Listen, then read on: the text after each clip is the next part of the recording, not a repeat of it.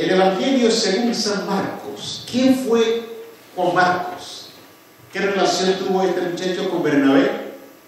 ¿Cómo llegó a conocer a Pedro?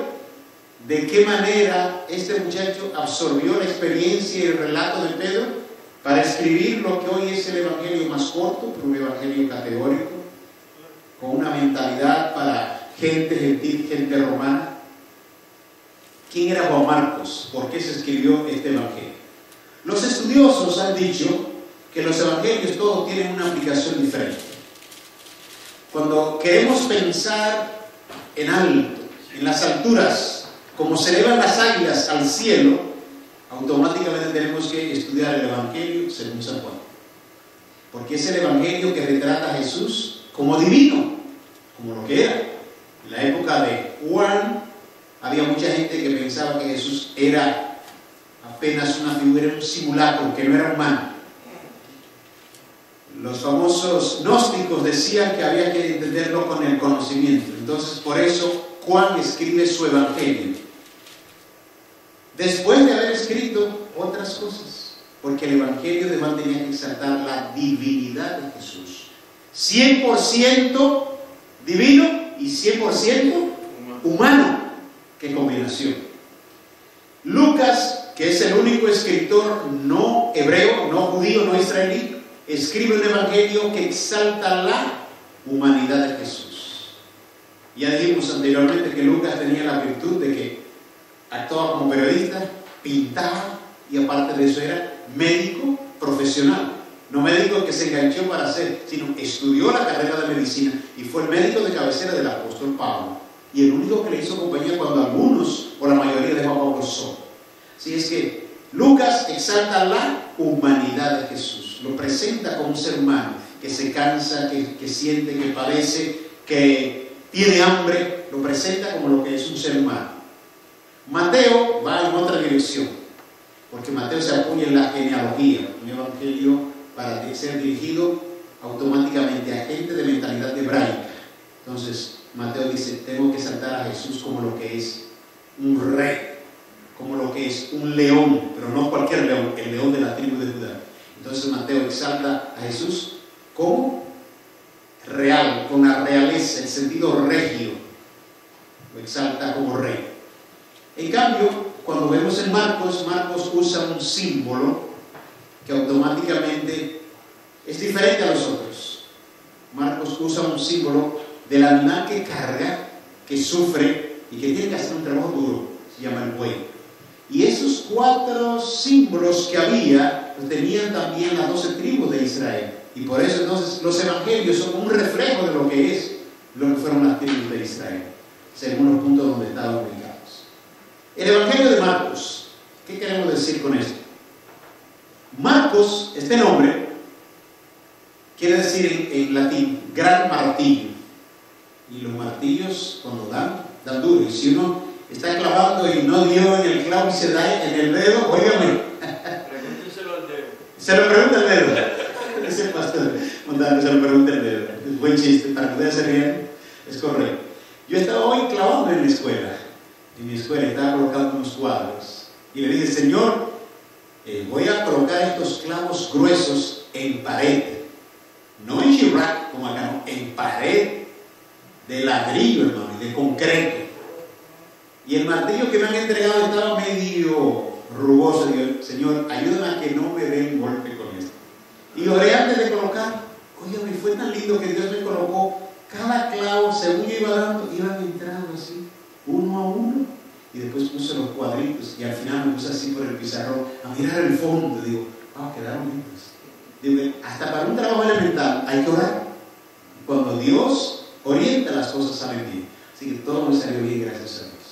Vamos a entrar entonces con este muchacho Juan Marcos. Juan quiere decir en hebreo, misericordia es de Yahweh o de Dios. Y Marcos quiere decir gran martillo, un nombre combinado, porque el muchacho tenía combinación latina, combinación hebraica. Un primo hermano de su madre se llamaba Bernabé, que quiere decir hijo de consolación. Bernabé era un líder dentro de la iglesia cristiana. Conocía a los apóstoles. Pero cuando a él hablaron de Pablo, que había sido perseguidor de los cristianos, que había sembrado el terror, la gente solamente cuando oían el nombre de Saulo, ese era el nombre original en hebreo, esponjado, lleno de orgullo, mientras que cuando el Señor lo cambia, lo torna diferente. Le dice Paulus, pequeño, anonadado, vuelto nada.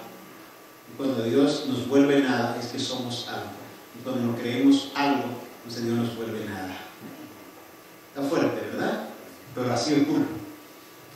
Bernabé crió a este muchacho porque, en mi manera de pensar, la madre de Bernabé no tuvo la oportunidad de criar con el padre al muchacho. Entonces Bernabé, que era su primo hermano, lo tomó y lo hizo como si fuese un hijo. Por eso cuando Juan Marcos se dirigía a Bernabé le decía tío, pero en realidad eran primos. Pero es así, por la crianza. Así es que había una relación muy íntima, familiar, entre Bernabé y Juan Marcos. En una ocasión Pablo le dijo que, porque Bernabé hizo un trabajo extraordinario, Bernabé fue grande en su esfera como lo fue Pablo. Bernabé introdujo a Pablo en el círculo íntimo de los apóstoles, que no era fácil hacer eso. A un Pedro, ¿cómo le iban a decir a un Pedro que aceptase a Pablo, a Saulo, cuando él vio y presenció la muerte de Esteban y Pablo allí consintiendo en la muerte, y le echaron la ropa de este muchacho, apedreado por más de 200 personas, a una distancia menos que de aquí a esa puerta? ¿Qué cosa era? No puede ser, no puede ser que este asesino, que se llama Saulo, ahora diga que es apóstol, que el Señor lo llamó. En la mente de Pedro no cabía eso. Bernabé se encargó de hacer que la gente entendiera que Pablo era ungido de Dios, que había sido llamado, que había sido perdonado, que había cambiado, se había arrepentido. No fue fácil, pero Bernabé pudo entrar. Una vez que entró, comenzaron las cosas, entonces el trabajo misionero, y han invitado a Juan Marcos junto con Pedro, junto con Pablo, a hacer la obra misionera. Básicamente he sido la línea de Pablo. Y en esa ocasión hubo pedradas y hubo ataques. Y cuando este muchacho jovencito, tierno, vio que ese era el evangelio, dijo: esto no es conmigo, a correr. Y Pablo se enojó y dijo: es un cobarde. Entonces vino una disputa entre Bernabé y Pablo, y eso hizo que ambos líderes se fueran en distintas direcciones y creció el evangelio. A veces Dios permite las confrontaciones, los choques, los problemas entre líderes, porque Dios permite que se vaya uno a un lado y otro al otro, y entonces así crece el evangelio de una u otra manera. Juan Marcos, ni tonto ni perezoso, le dijo a Pedro: tú que conociste al maestro, cuéntame su vida. Y Pedro se la sabía al pie de la letra, porque vivió 3 años y medio con él, conocía todo su ministerio, conocía todo lo de Jesús, conocía su angustia, lo vio en el monte de la transfiguración, en Getsemaní. Él lo había negado y nunca lo ocultó. La gente decía que Pedro era un gran líder. Dice: no, yo fui de los más cobardes, porque yo estaba con él, y no una, no 3 veces. Y entonces Pedro le relata todo lo que fue la vida de Jesús a Juan Marcos. Y Juan Marcos, ni tonto ni perezoso, comenzó a escribir. Y eso que escribió Juan Marcos, que era el relato de Pedro, es hoy día el evangelio de Marcos. Así llegó a ser nosotros el evangelio de Marcos, representado por el buey, el que sufre, el sufriente, el dolor. Vamos a entrar rápidamente. Tenemos ya esa plataforma para entender un poquito mejor por qué Juan Marcos habla de Jesús como el gran servidor. El significado de la palabra servir, sacado de un diccionario que no es un diccionario religioso, no es un diccionario bíblico, es un diccionario común y corriente. Y tampoco no un diccionario muy elevado en cuanto a lo intelectual, sino un diccionario de estudiantes. Yo lo tomé en inglés, le hice la transliteración de lo que dice el significado de la palabra servir. Y me quedé sorprendido de que eso que dice ese diccionario, coincide o está muy relacionado con lo que entendemos en la iglesia. Miren lo que dice.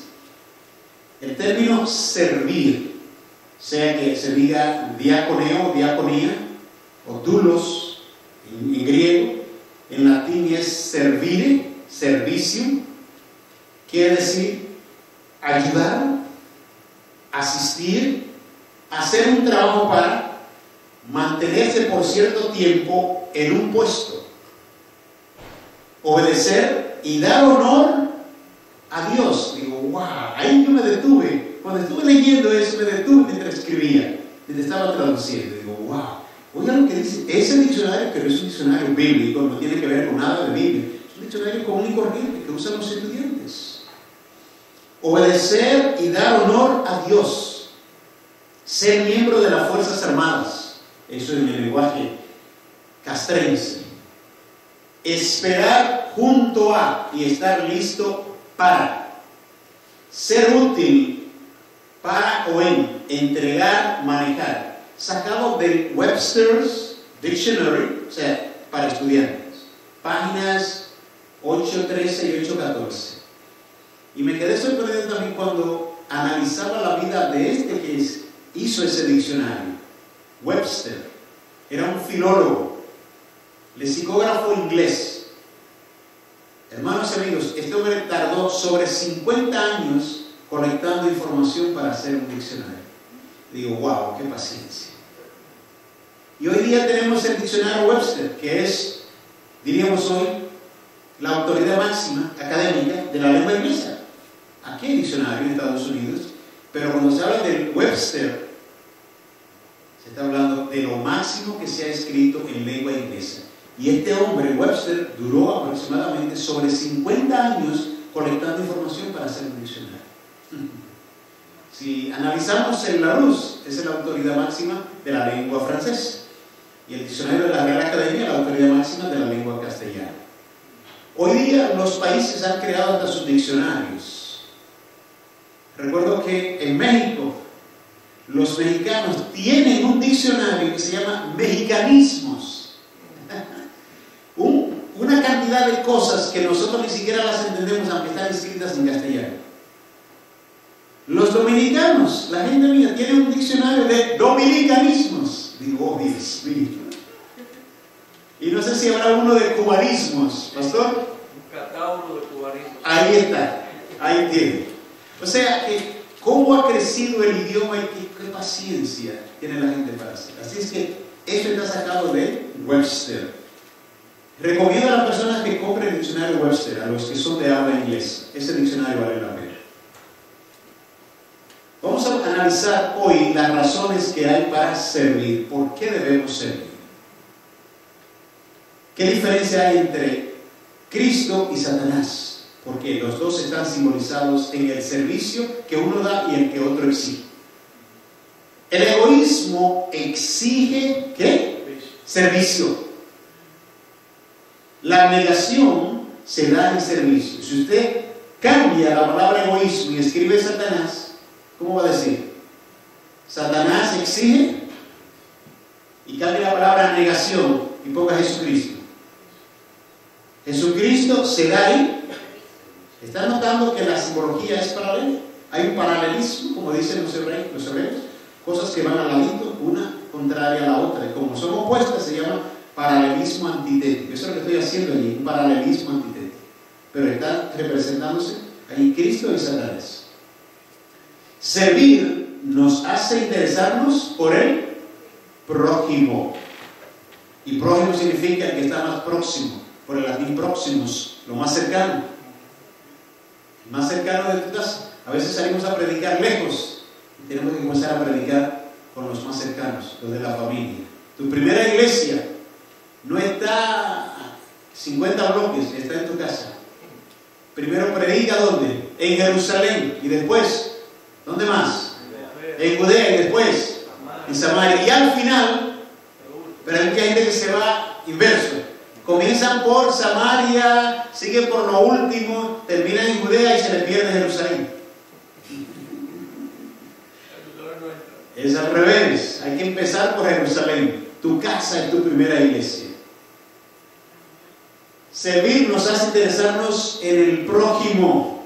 El egoísmo nos hace interesarnos en nosotros mismos. Como un amigo que yo tengo en Texas, él dice, yo primero, yo segundo y yo último. Dios mío. Primero yo, segundo yo y tercero yo. Digo, bárbaro, amigo mío. Y no le ha ido bien con esa fórmula. Pobre hombre, no sé ya cuántos matrimonios tendrá. Pobrecito. El que sirve se vuelve como el que es servido se torna.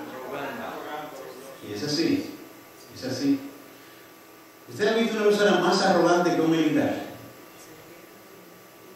Yo soy hijo de militar y yo sé lo que significa eso, porque, óigame, hasta cuando los militares están uniformados y si al comandante no le pareció que el saludo fue bien dado, le manda al subalterno a tantas lagartijas de castigo, algo por el estilo.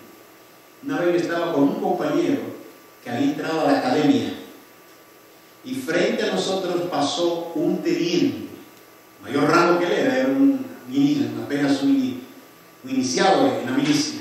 Y el niño se estaba comiendo con un helado sabroso. Y cuando yo lo que sentí así, echa el helado por el jardín. Y se queda así. Y digo, wow, desperdició su helado. Dice, no es que si no haber salud no tengo problemas. Oh, Dios mío, tremendo, tremendo. La vida militar tiene sus altas y bajas, pero la disciplina es lo que yo más admiro de la vida militar. Tuve un padre militar y tengo 3 hermanos que están activos todavía, entre la policía y la marina y así el ejército. El que es servido se torna como arrogante. Servir implica seguir el ejemplo de qué. Ahora comienza a aclararse el paralelismo que estaba diciendo en un principio. Servir es mi manera de hablar, usando las palabras del compatriota del pastor montano, José Martín. Este hombre que fue admirable. Yo siempre he admirado a Martín por su estilo, su manera de expresarse, cómo escribía, la vida que tuvo, la capacidad filosófica, cómo escribe y hasta cómo se divertía.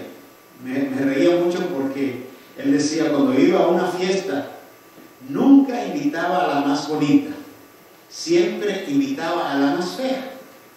Porque decía, pues las más feas no tenían la fortuna de que nadie las invitase. Yo les hacía el favor de hacerlas felices, por lo menos en el tiempo de la fiesta. ¡Qué hombre! ¿Eh? ¡Qué manera de pensar! Pero ese Martín es extraordinario. Así que Cuba ha dado grandes hombres, y entre ellos está Martín. Vamos a seguir adelante. Servir no rebaja la dignidad. Recuerdo la experiencia, no sé si ustedes se acuerdan, de que una vez en la historia de los Estados Unidos, Nueva York fue la capital de esta nación. ¿Sabían eso? Y en una ocasión, el presidente George Washington, como hace muchos presidentes, se le esconden a la escolta, se le desaparecen y se visten de paisano para entrar en cualquier lugar. Pasa susto esta gente, ¿sabe? Y George Washington se le desapareció a esta gente y justamente estaba en Nueva York.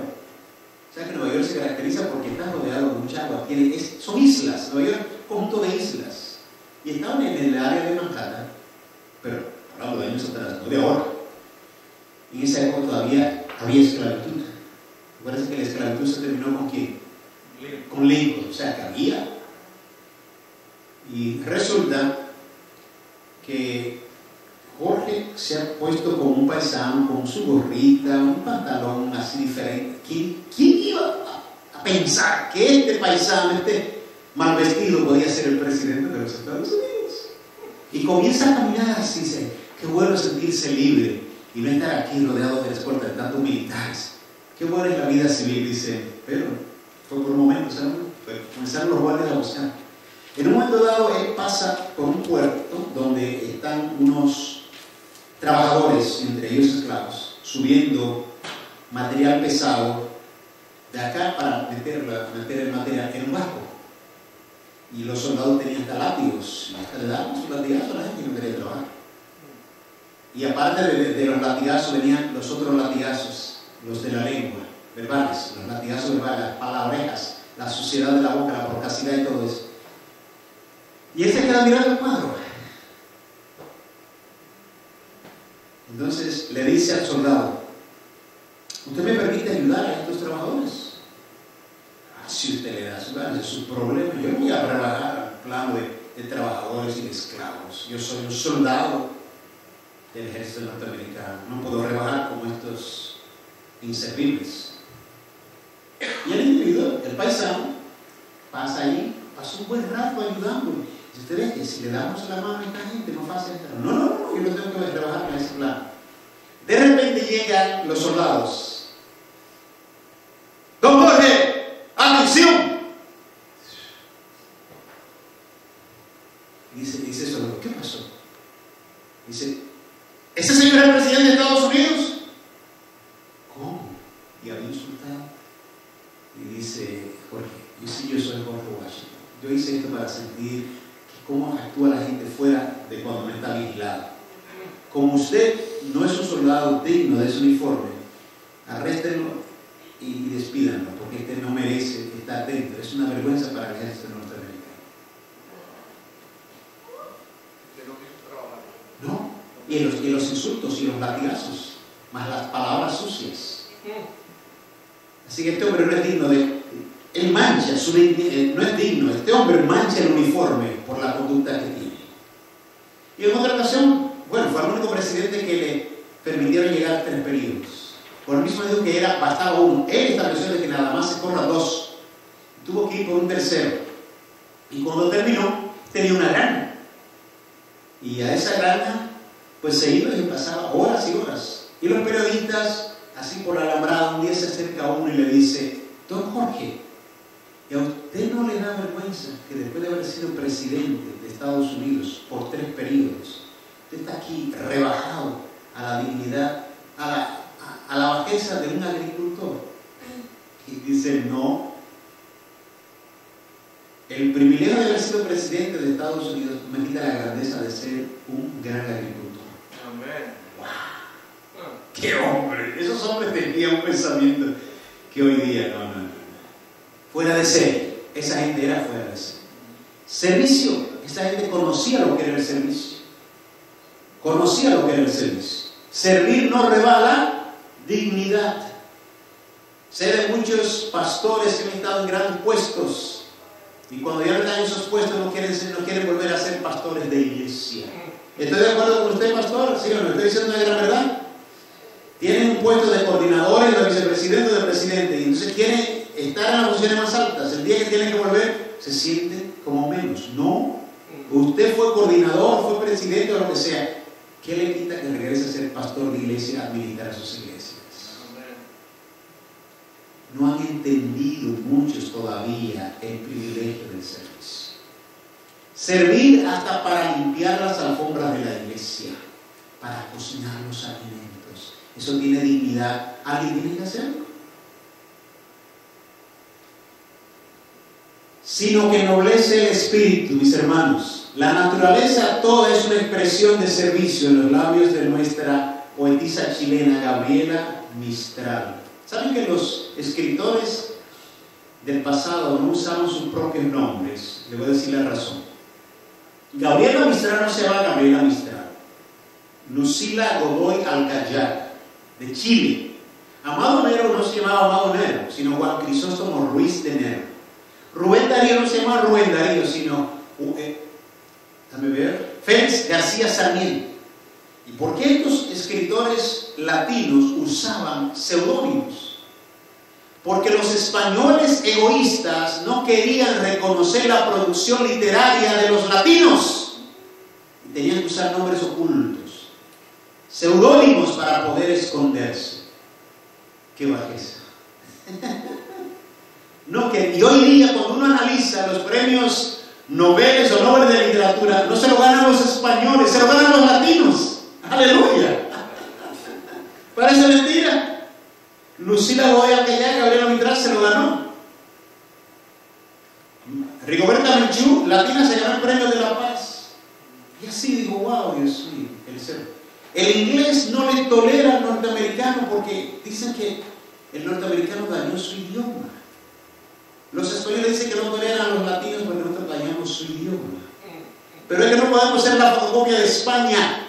tenemos nuestra propia idiosincrasia, con nuestra propia herencia africana, india e hispana. Pues tienen que aceptarnos como somos. Es una, ¿qué se diría? Inconsecuencia de muchas personas y de muchos países. Ay, bueno, no sé si esto podrá herir a alguna persona cuando me escuche y me vea, pero esa es la realidad, hermanos y amigos. Vamos a seguir. Dios es el mayor de los servidores y la creación está a su servicio. Dios se sirve de lo que Él quiere. Y cuando Dios da permiso, como dije hace días, a la fuerza de la naturaleza, ay Dios mío, con solo un poquitito, dio permiso por Asia. ¿Se acuerdan del tsunami? Que ni siquiera la gente sabía lo que significaba tsunami. Estaba en el diccionario, pero cuando comenzó eso, se dieron cuenta que tsunami significa ola de puerto que derrumba, destruye y vuelve y sacude como si fuera un terremoto. Eso es lo que significa una palabra japonesa. Estaba ahí en el diccionario. Cuando los japoneses tuvieron que afrontar otro problema más, que los arsenales atómicos estaban en peligro, fue un poquito de permiso que Dios te dio a la naturaleza. Y ahora recién aquí en Nueva York y 16 estados más, un poquito que le dio permiso. Ya sabemos lo que fue Sandy. Todavía estamos sintiendo los efectos de Sandy. Un poquitito nomás. Dios se sirve de la naturaleza cuando Él quiere y da permiso. Como le da también permiso a los seres humanos para que descubran y vean cosas que los normales no ven. Por eso los grandes descubridores y científicos. Vamos a aplicar el concepto entonces de servicio. Como ministro del Señor que somos todos, el pastor tiene su ministerio como pastor, pero el hermano Celestino tiene su ministerio como preparación, el hermano José como encargado de comunicación. ¿Qué más? Díganme los otros ministerios. El hermano, déjeme ver, Juan tiene su ministerio en la música, Jimari lo tiene en el área del hogar, y así cada quien. Todos tenemos un ministerio. Ministerio significa servicio. Por eso en algunos países de Centro y Suramérica a las secretarías que decimos nosotros en el Caribe llaman ministerios. Y son ministerios, son centros de servicios. Vamos a seguir. Hemos sido llamados para servir. Y en México hay una frase muy conocida que dice: el que no vive para servir, no sirve para vivir. Muy verdadero. ¿La quieren repetir conmigo? El que no vive para servir, no sirve para vivir. Eso es verdadero. Este servicio se traduce en ayuda, asistencia al necesitado, en lo emocional, en lo físico, en lo mental, en hacer un trabajo para Dios, para los más cercanos, en obedecer, honrar al Creador y Redentor, sustentador de nuestras almas, para ser miembro activo del ejército de Jesucristo. Y no se preocupe por el rango, porque en Jesucristo todos los rangos valen, desde el raso hasta el más alto. Y el único que es comandante en jefe del ejército de ahí de arriba es Jesucristo. Así que el único que se preocupa, no se preocupa por los rangos. Yo estoy en una asociación de capellanes y dicen ellos que van subiendo los rangos. Tenemos uno que es general y hay otros que andan así. Yo estoy en la línea todavía de los rasos, pero no importa, porque ser un capellán raso no importa. Lo importante es que estoy ahí sirviendo.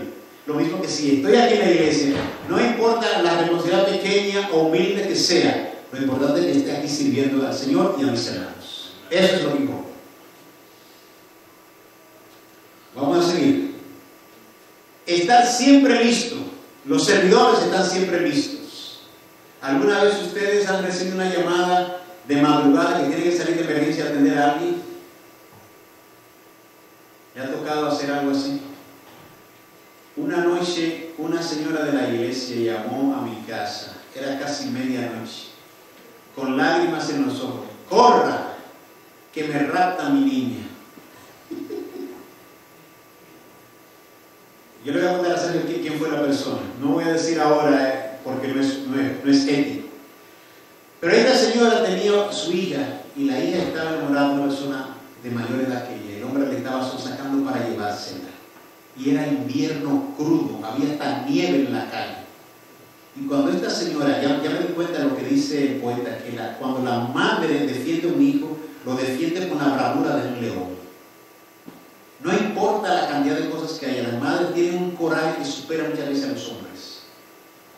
Y cuando esta señora vio que el individuo estaba sacando la niña para llevársela, descalza, encima de la nieve, corrió y apenas con una bata, y se pegó a la camisa de bebé, y echó pedazos la camisa, y le resistió, y le dijo: "Usted se devuelve". Y ahí venía en camino con mi esposa, y encontramos la escena, y llamaron a la policía, y la niña estaba así, temblando, por lo que había sucedido, más el frío, y pisando nieve, sin ni siquiera zapatos. Entonces llegó la policía, y la niña dice: "Yo no quiero entrar, no quiero ir a la casa". La niña estaba confundida.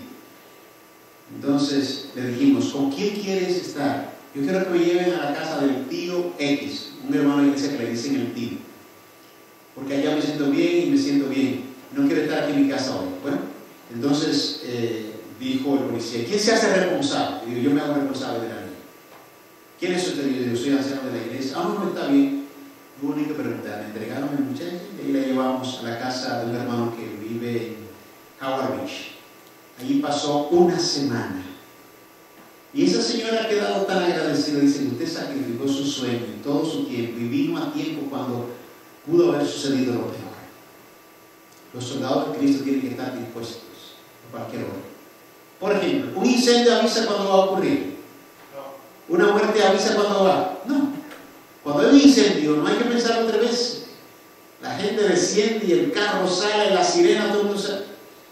Puede ser a las 3 de la madrugada y los que están durmiendo tienen que volar y ponerse la ropa en segundos, prender el vehículo y salir.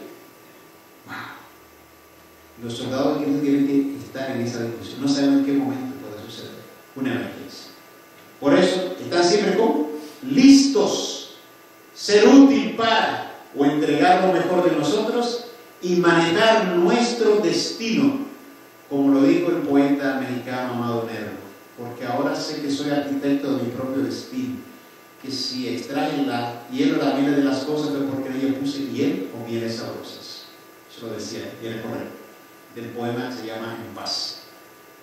Vamos a ver las características del siervo de Cristo.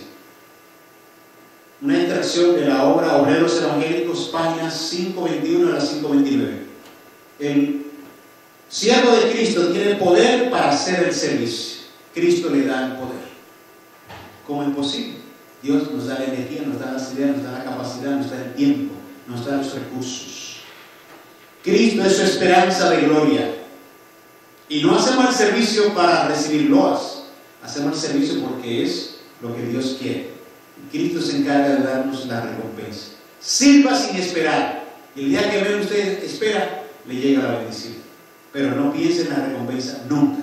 Piense siempre en que tiene que hacer el servicio. El siervo de Cristo cultiva toda facultad. Se prepara. Hay gente que dejó de estudiar porque Cristo venía. Hay que estudiar porque Cristo viene, porque en el cielo se va a seguir estudiando y en la tierra nueva se va a seguir estudiando. Una de las cosas que me agrada de eso es que seguiremos estudiando. A mí me encanta estudiar. Para mí estudiar es como comer, es un vicio. Yo no puedo dejar de pasar un día sin leer, sin escribir, sin investigar. Y si no lo hago me siento incómodo. Ya eso es un vicio y es como una adicción. Como la gente que tiene que ingerir alcohol, tomar droga, para mí el estudio, la investigación es como eso, es una adicción. Yo no puedo pasar mi vida. A veces he estado enfermo y en la cama hay libros, dice la mujer mía, mi esposa: "Oye, pero este es loco, ni siquiera enfermo para". Porque es así, hay que estudiar, hermanos. Si usted aprendió algo, aprenda algo mañana. Si sabe un instrumento, practique otro. Si sabe un idioma, aprenda otro idioma. Si ya hizo una carrera, especialice en esa carrera. Pero no pare, hay que seguir. La vida continúa. Y mientras más educada es una persona, mejor vive. Y puede dar mejor servicio. Por ejemplo, ¿quién escribió más? ¿Pedro o Pablo? Pablo, que era un hombre docto. Era un doctor de la ley. 4 idiomas, 3 culturas: hebreo, arameo, latín y griego. Sabía filosofía, religión, política, historia, todo el conocimiento lo tenía este hombre. Por eso es una bendición cuando leemos las epístolas de él. Y el mismo Pedro dice, son tan profundas que algunos la tuercen para su perdición. El mismo Pedro lo reconoce. ¿Qué más? El siervo de Cristo progresa en conocimiento, se entrega diariamente a Jesús, no descuida su devoción. Primero Dios y después lo demás. Dice Mateo 6:33, más buscad, primeramente ¿qué? El reino de Dios, y todo lo que usted necesite, ¿qué va a pasar?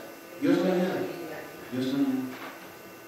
Hay personas que hacen al revés, hacen todo lo demás, y si les sobra tiempo, tienen la devoción. Entonces ya. Cuando regresen están cansados, y cuando apenas abren la matinal, abren el libro, la Biblia, lo que sea, se duermen, pues están cansados. Si quiere tener un buen día, comiénzalo con Dios. ¿Cuántos dicen amén? Si quieres un buen día, ¿cómo? Comiénzalo con Dios, es lo mejor. Se cuida la palabra, porque la palabra una vez dicha no puede ser recogida. Cuando salió ya usted no se puede devolver. Por eso hay que pensarlo 3 veces. Dice la verdad con amor. ¿Qué más? Se humilla ante Dios, no ante los hombres. Cuando nosotros nos humillamos ante Dios, tenemos capacidad para estar de pie delante de los seres humanos. No importa el rango. ¿Le temen? No. Los apóstoles no temían ni siquiera a los soldados ni a los reyes, porque era que habían estado delante de Dios, humillado delante de Dios. Cuando usted se humilla delante de Dios, tiene capacidad para estar de pie y de frente a los hombres, a los seres humanos. No importa su rango.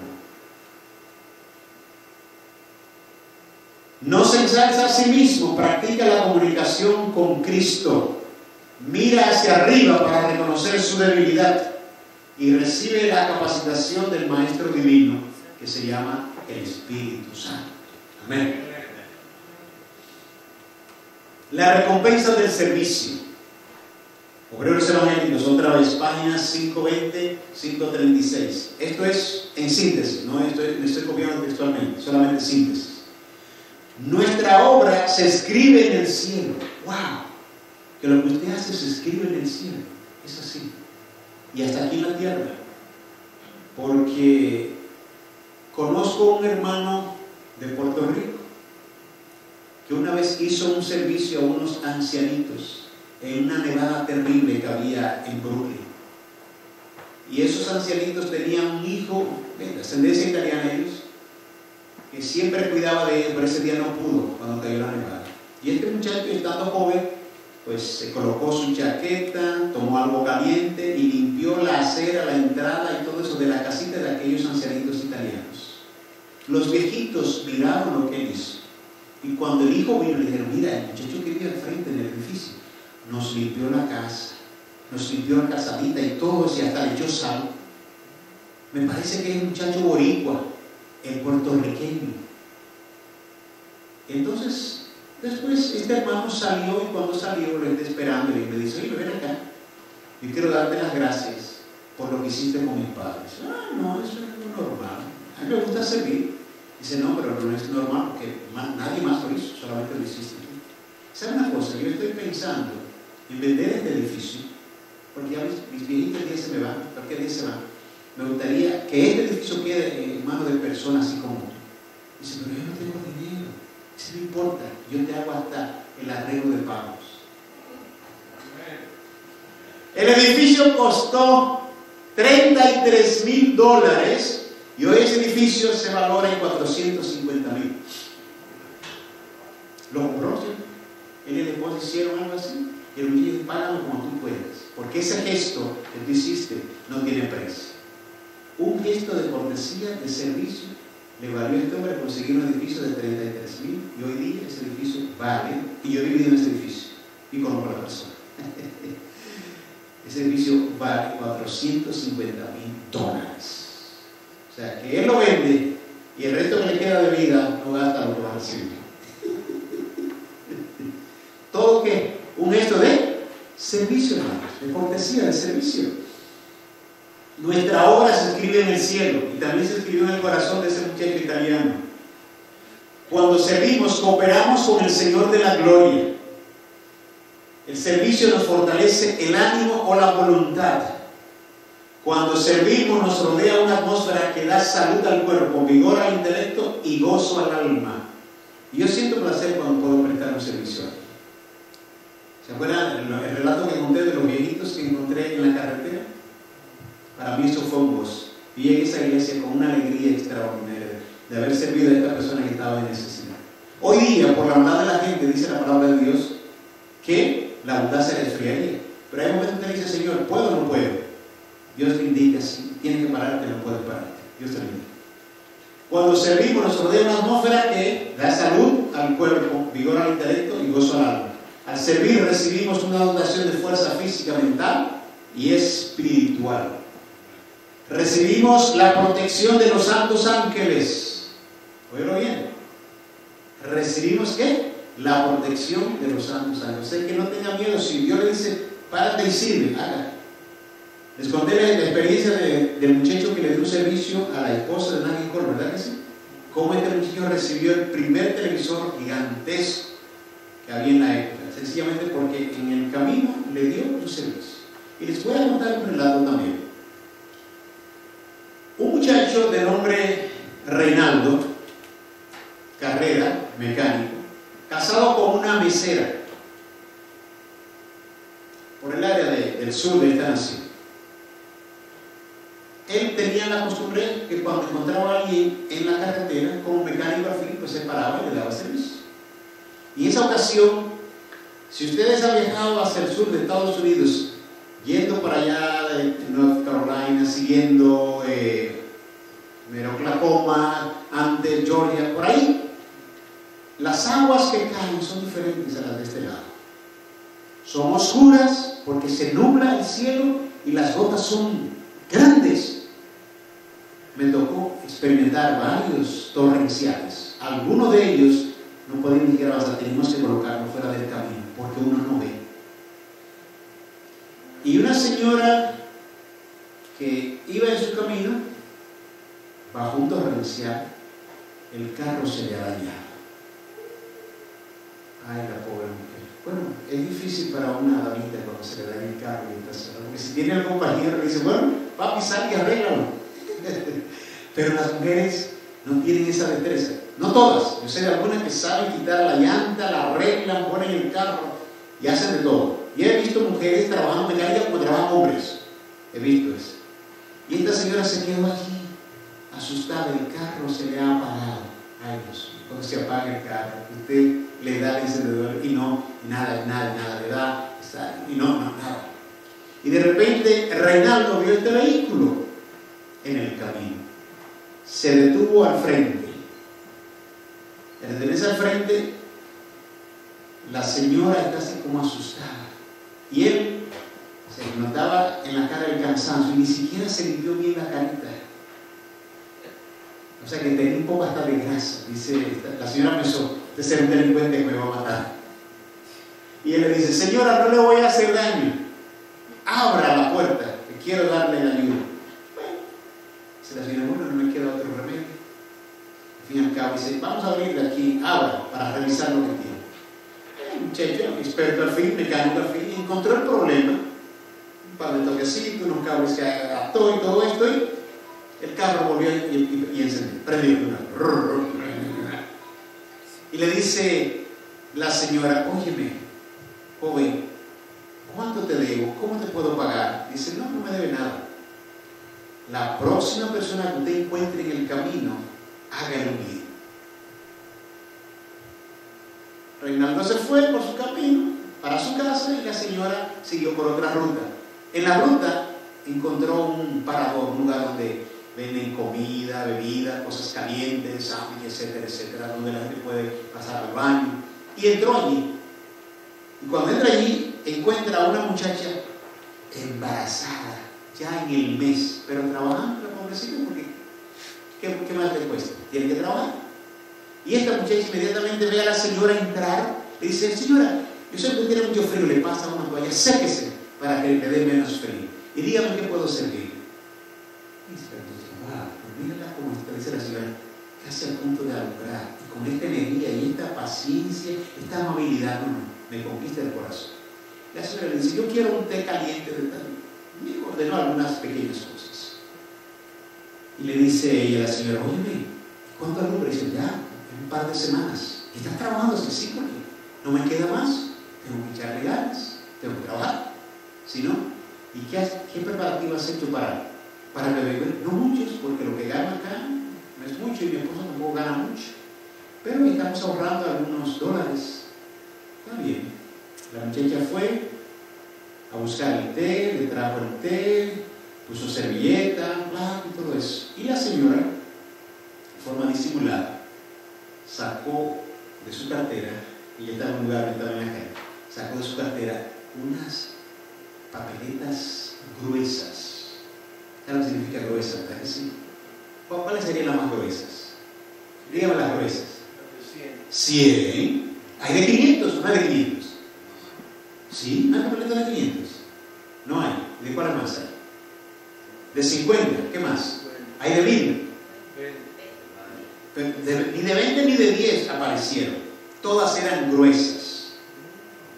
Y la puso en una servilleta dobladita y la señora le pagó con un billete y quédate con el cambio. Cuando yo vine a la señora no estaba allí. Entonces, cuando ella pide, se asusta. ¡Ay! ¡Todo este dinero! La señora le dice, gracias por ser tan amable, por tener una sonrisa. Que Dios te bendiga y te dé un feliz parto. Eso es para que te ayudes con los gastos del bebé.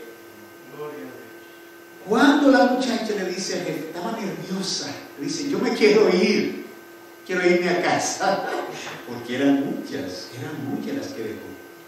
La señora era millonaria. Y como Reinaldo le dijo que le hiciera un bien a la primera persona que encontrase en el camino, cuando la muchacha, que es mesera, llega a la casa, encuentra a Reinaldo durmiendo. Y le dice, querido, no tienes que preocuparte más por el bebé. Dios hizo provisión y aquí tenemos todo para los gastos. Un gesto de servicio. Un gesto de servicio. Uno nunca sabe. Oh, Dios mío. Recibir la protección de los santos ángeles. Eso nos transforma el carácter. Nos gozamos en el amor de Jesús. Nos convertimos en joyas de Cristo y transmitimos una santa influencia que solo perciben los que tienen fe como nosotros. Servir ha de ser un estilo de vida. Si usted no sirve con su estilo de vida, no vale la pena. Romanos 12:1 dice, vamos a ver, que debemos presentar nuestros cuerpos como nuestro culto racional. El que no vive para servir, no sirve para vivir. Y por último, bueno, ya les relaté lo de Reinaldo, ahora les relato la última, que es la historia de un maestro que tuve cuando yo era alumno de 5º grado. Yo puedo decir con toda propiedad que he sido uno de los hombres más privilegiados del mundo, porque he tenido maestros únicos, especiales. ¿Sabe que usted está en 5º grado de primaria y tener como maestro a un hombre que era médico graduado en ejercicio y que haya sido formado por europeos y que él tomó el ministerio y le dijo a sus padres, siendo de familia muy rica, le dijo a sus padres, yo no quiero quedarme aquí en la riqueza, yo quiero irme a una escuela donde haya niños pobres para formar profesionales para el país? ¡Wow! Digo, qué privilegio tener un maestro como este hombre, que invitaba a otros profesionales a orientarnos a nosotros. Invitaba a sacerdotes, pastores, astrónomos, cantantes, para que nosotros escuchásemos la experiencia de aquellos niñitos de 5º grado. ¡Wow! Doctor Julio C. Santana. Él dijo, yo quiero formar en ustedes la imagen de lo que yo fui. Yo recibí tanto de maestros alemanes, italianos, franceses, españoles, húngaros, austríacos. Me dieron tanto que yo quiero dar parte de lo que yo tengo a ustedes. Y en el año nosotros estudiamos hasta 2 libros de texto. ¿Qué hombre?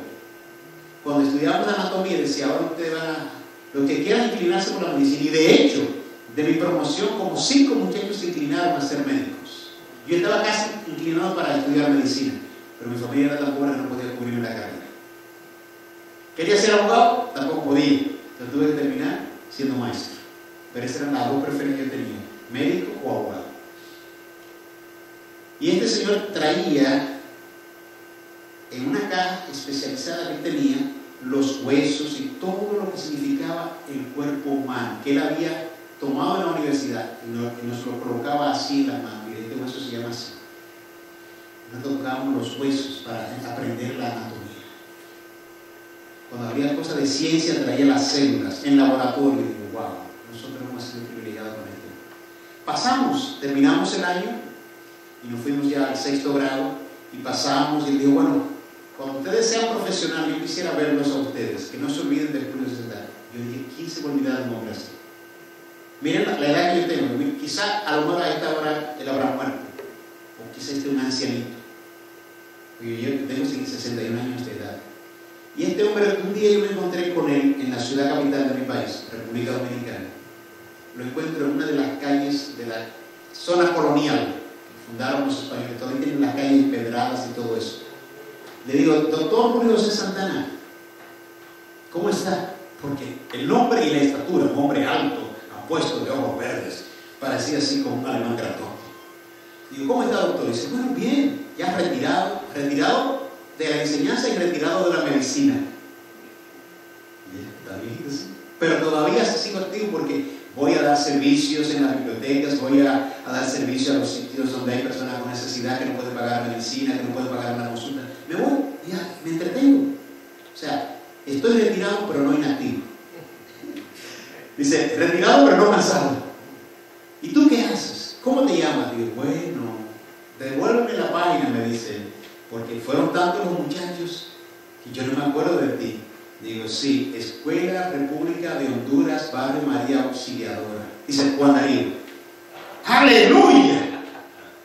¡Qué memoria tenía el viejo todavía! Yo le dije, venga acá, y todavía usted estuvo desde que estaba siendo maestro y médico en el puesto de salud pública en el ministerio. Y dice, sí, en el mismo puesto. Por ahí yo vi desfilar toda clase de gente. Los que eran de la dictadura, los que eran de tal presidente, los que eran de tal partido, todos recogían sus escritorios. Y el único escritorio que permaneció fue el escritorio de Julio José Santana. Y yo le pregunté, ¿por qué? Dice, bueno, porque una vez los periodistas me hicieron esa misma pregunta. Los que están allí le sirven a los partidos. Y como son partidos, se parten y se van.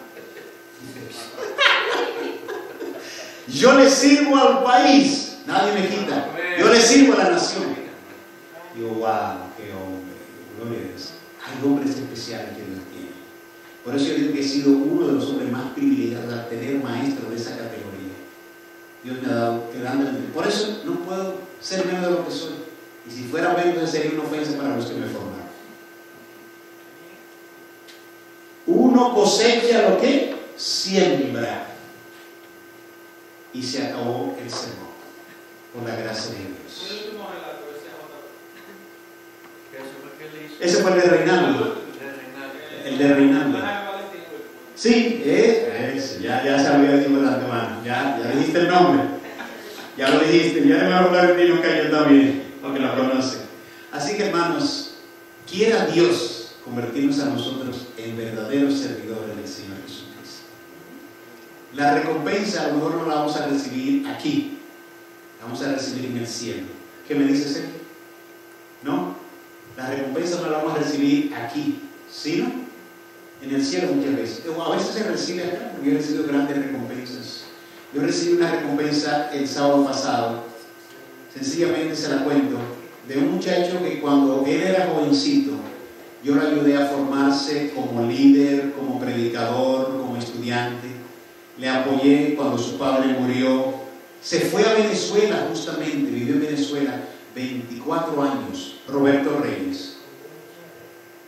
Muchas arepas, y buenas que son las arepas de Venezuela, me consta que sí, porque las he comido. Y resulta que el sábado pasado recibo una llamada que me dice, Juan Darío Gómez. Digo, sí, él le habla, con quien tengo el honor.